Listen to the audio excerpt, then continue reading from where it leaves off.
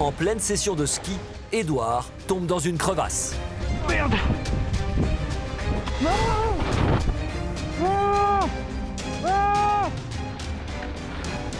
Aide-moi! Perché en haute altitude au cœur du massif du Mont Blanc, sur la commune de Chamonix, s'étend le glacier du Capucin. Un décor grandiose qui attire alpinistes et skieurs en quête d'aventure. Mais ici, la beauté du paysage cache parfois des pièges dangereux. Le 16 mars 2020, Édouard Bozon et 4 amis, tous skieurs confirmés, décident d'aller rider le glacier situé à 3200 mètres d'altitude. Tout paraît sous contrôle. Quand soudain, la neige cède sous les skis d'Édouard. Oh, chaud devant l'arrivée. Merde! Non! Non! Ah! Il vient de chuter de 3 mètres dans une crevasse. Aide-moi! Ça va tomber! Oh putain! Putain, merde!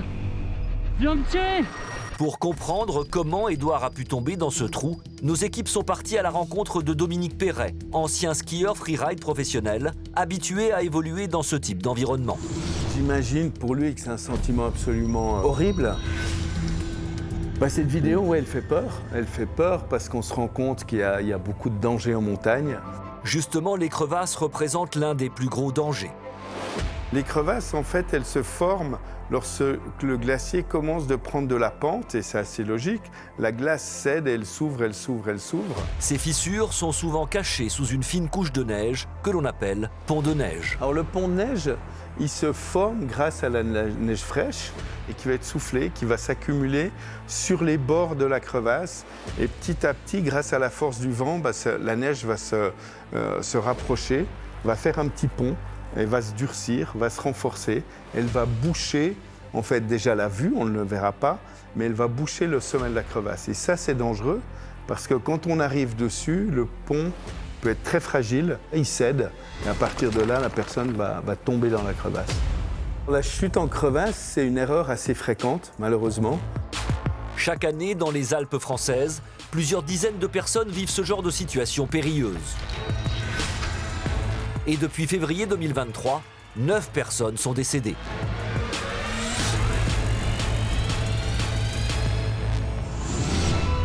Édouard Bozon, lui, s'en sort indemne.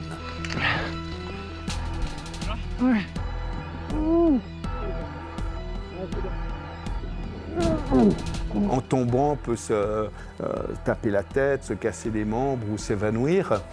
Donc là, il a vraiment une chance extraordinaire.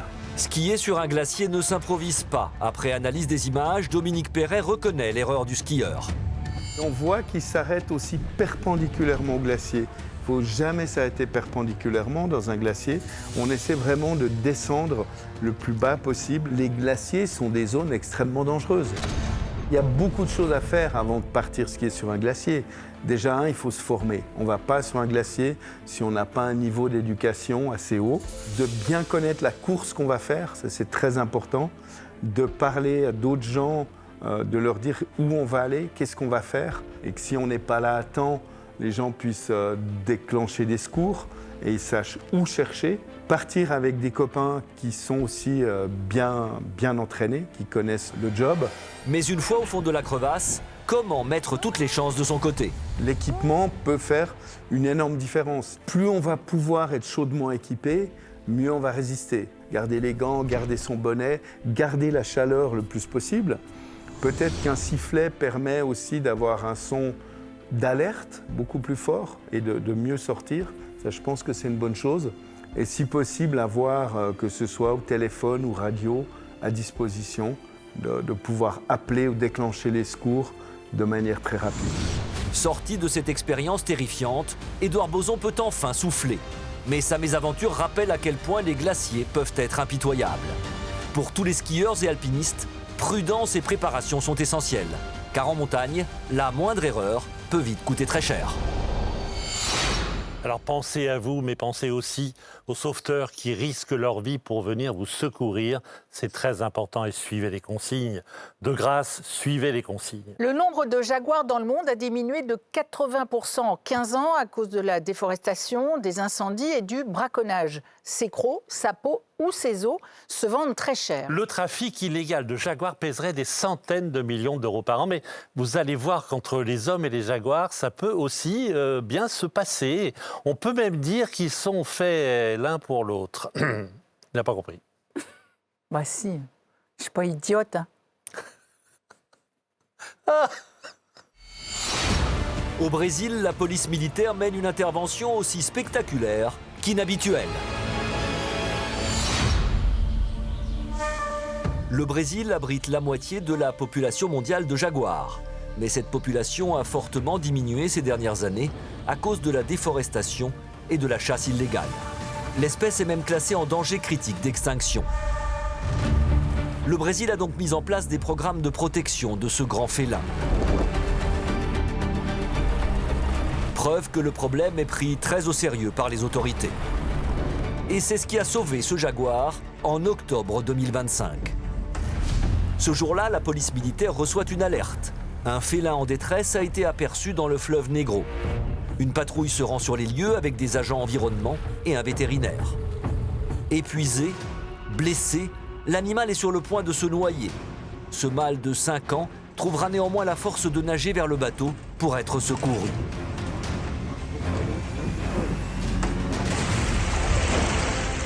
Nous avons montré les images de ce sauvetage exceptionnel à Cyril Hu, vétérinaire au zoo de la Flèche. Les jaguars n'ont aucun secret pour lui. Le jaguar, c'est un grand félin qui fait partie du genre Panthera, c'est-à-dire qui regroupe le tigre, le lion, la panthère. Et c'est le plus grand félin, c'est le plus grand prédateur d'Amérique du Sud. C'est un animal qui est ce qu'on appelle un prédateur apex. C'est-à-dire qu'au-dessus de lui, il n'y a personne. Et il est capable de chasser et de prédater même d'autres prédateurs, comme des caïmans par exemple. Mais alors pourquoi un tel prédateur a-t-il un comportement aussi docile ? Comment on peut expliquer que spontanément, et on le voit bien, intentionnellement, l'animal se dirige vers le bateau ? Ce type de comportement, en fait, on l'observe dans le cadre d'animaux qui sont en situation de détresse. C'est-à-dire que là, il y a un enjeu de survie immédiat et l'animal va chercher à trouver le salut. Si l'animal n'avait pas été blessé, c'est quelque chose qui ne serait jamais arrivé. J'irais même plus loin, c'est-à-dire que s'il n'avait pas été un peu dans cet état de choc, il ne se serait même pas laissé approcher. Là, il cherche juste à sauver sa peau et à sortir du cours d'eau. Ce sauvetage n'était pas sans danger, mais il était indispensable. Le jaguar a ensuite été transféré dans une clinique vétérinaire où les spécialistes ont fait une terrible découverte. Plusieurs dents fracturées et une trentaine de fragments de plomb dans sa chair, principalement dans la tête. Ces blessures confirment qu'il a été la cible d'un braconnier. Soigné, le jaguar a ensuite été placé en convalescence dans un zoo avant d'être relâché dans la nature.